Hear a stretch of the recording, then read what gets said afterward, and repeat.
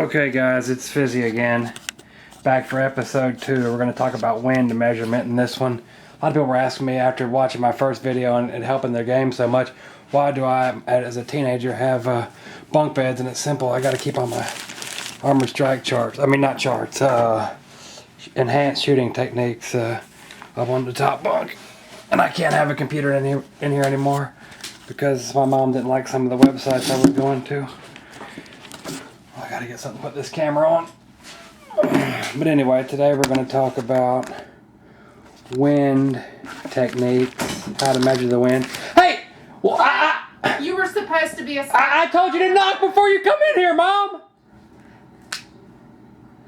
Stop calling me Clay anyway. I told you I wanted to be called Fizzy.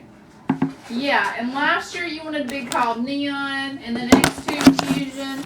I can't keep up with all your gamer names. I'm trying to make a video here. Can't you just leave me alone? Oh, geez. Looks like somebody else was using my phone last. Golly. Okay. I hate when she does that. Alright, we're back to Armored Strike. I forgot where I was. Oh yeah, wind techniques. Well, first I was going to show you some of the things you're going to need. I would recommend when you're, let me see if I can show you this. If you can get someone that's rooted to print out some of these things. This is clearly a blank one, but this is how I make up shots. This is why I'm the #1 innovator of shots in Armored Strike right now. Notice here, I've emailed that little jerk Jason like 500 times about being able to shoot the nuke and have it blow up in the sky. So notice there I got it launching and then exploding right over and you know what that means? Triple leaderboard, here I come, because I did the work. See, I'm not going to show you all the numbers, but I already did the homework on this. I'm going to be the first person that's mastered air bursting nukes and killing 2 and 3 tanks at a time. No doubt about it. That's how you pawn people. Here's another one. Oh, this is a picture of the girl I was messing around with, Lacey, and her, you know him, Fizzy.DFA. What's she saying here? Oh, I wish I was in this hot tub with Fizzy. I know you do. That's all right. I wrote this part when I was having a tough time right then. He and I weren't getting along. We've worked it out now, thankfully. We went in a private room and he said, look, at first he was pretty mad about what happened between me and Lacey, but now I got a text message here from Killa. Hey Fizzy, what are you wearing? Not much, I hope. Hi guy. We got a lot of gays in DFA. It's disgusting. Anyway, yeah, Nick and I worked out our problems. He said at first he was pretty upset about what happened between the two of us, but now that he thinks about it, I'm so good at Armored Strike, he's kind of glad that she hooked up with me. It makes him like her even more. All right, I know this is going to be difficult. I don't know if you can see this or not. Let me get a white sheet of paper. Maybe you can see it. Get a ruler and then print it on something clear. So this is a clear piece of paper. Notice that? A clear piece of something. And you can get a ruler like this. This is how you really judge distances, because see that's millimeters, and I put that right on my screen. That's how I judge wind, with that millimeter thing. Now this is called a jeweler's loop. This is a 20 power. You might want to start off with a 10 power until you get really good with it. But what happens is you just lay it across your screen like this whenever you're measuring the wind, and then put your eye right down on this loop like this. And you can get an accurate wind measurement. Sometimes people are like, I don't know if it's breezy, I don't know if it's blustery, I don't know what to do.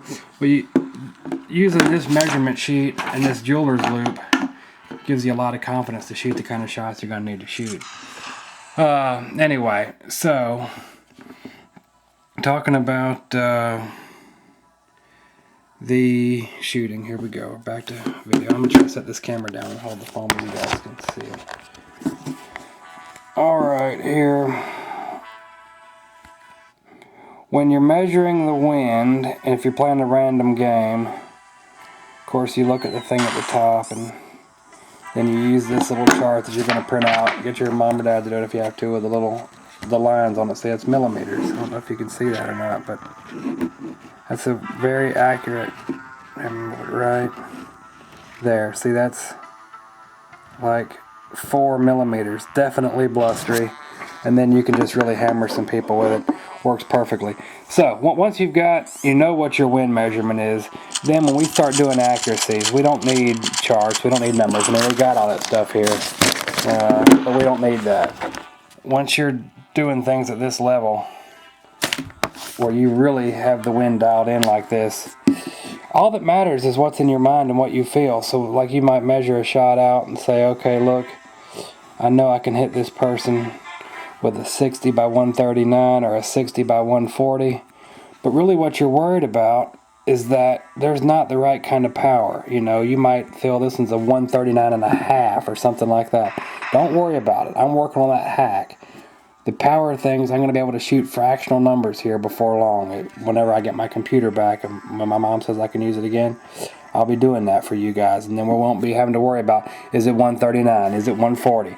We'll just know we can shoot 139 and a half, and that's a guaranteed kill. The other thing is, I'm sometimes get sick and tired of when I'm poning noobs and they're trying to kill me.